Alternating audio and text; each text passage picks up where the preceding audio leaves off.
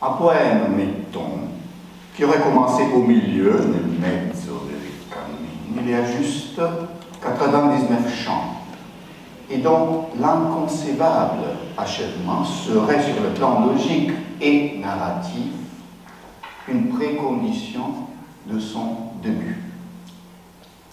Un misérable pêcheur florentin qui aurait traversé le 9 cercles de l'abîme infernal, gravi la montagne de la purification, reconquis dans le jardin d'Éden l'innocence primordiale, traversé en volant le 9 cieux de l'univers physique jusqu'à en dépasser les extrêmes limites, ne devrait-il pas être revenu, sain et sauf, pour essayer de nous le raconter en vers?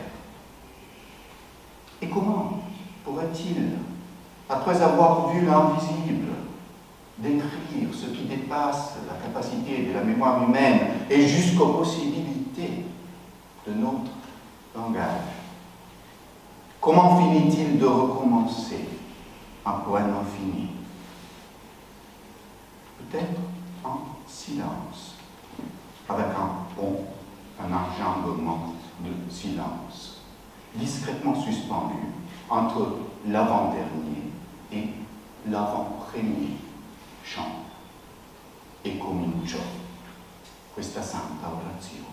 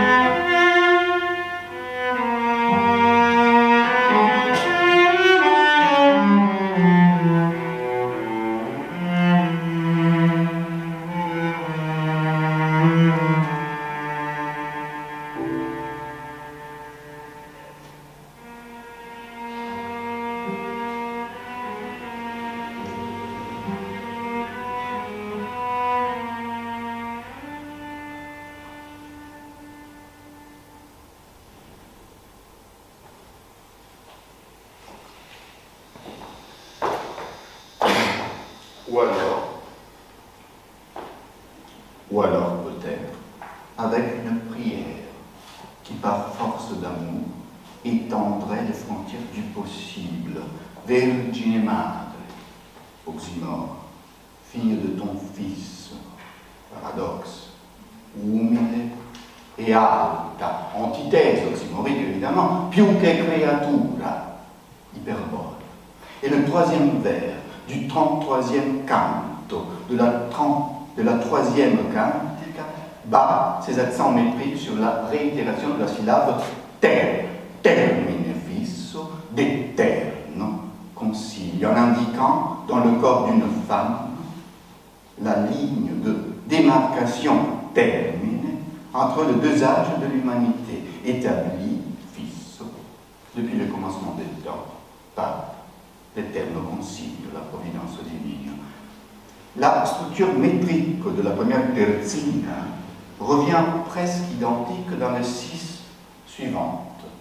Les petites strophes fermées à double enjambement, où chaque deuxième vers est marqué par une forte césure médiane.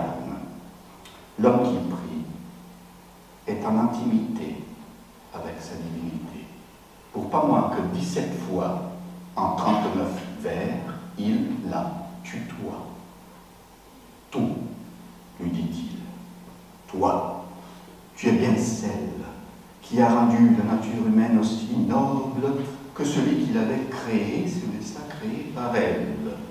L'incarnation du Dieu vivant est exprimée par un paradoxe, une brodérie dérivative que le prof appelle polyptote, sur le plus simple et commun des mots, le verbe fare, fattore, farsi, fattura.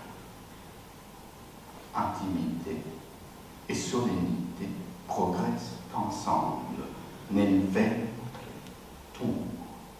C'est un micro-paradis dans le paradis. C'est rallumer l'amour, quelque peu refroidi par le péché d'Adam, dont la chaleur dans la paix éternelle a permis à cette fleur de germer. Ce vers très connu et merveilleux, così è germinato questo fiore, fait sans doute référence à la Candida Rosa, sorte d'amphithéâtre formé par la communauté des âmes bienheureuses en empirée, qui est à 7 reprises désignée par des métaphores florales dans les 2 chants qui précèdent. Il y a néanmoins une tradition exégétique très efficace dans une ville dont la cathédrale s'appelle Santa Maria del Fiore, selon laquelle la prophétie d'Isaïe, chapitre 11, un rameau sortira de la souche de Jessé, père de David, un rejeton jaillira de ses racines, etc., aurait été réalisée selon le schéma Marie égale branche, Jésus égale fleur, déjà codifiée par Tertullien au IIIe siècle de notre ère.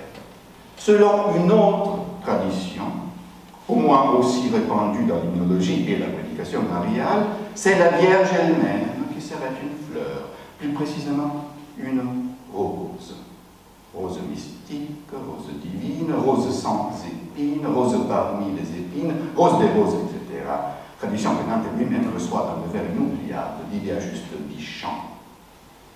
On assiste ainsi à une singulière triangulation métonymique.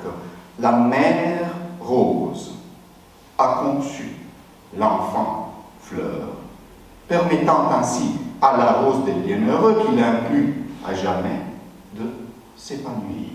Rose à son tour, éternellement contenue par son centre, Dieu. Compris, n'est-ce pas? Moi non plus, mais c'est merveilleux.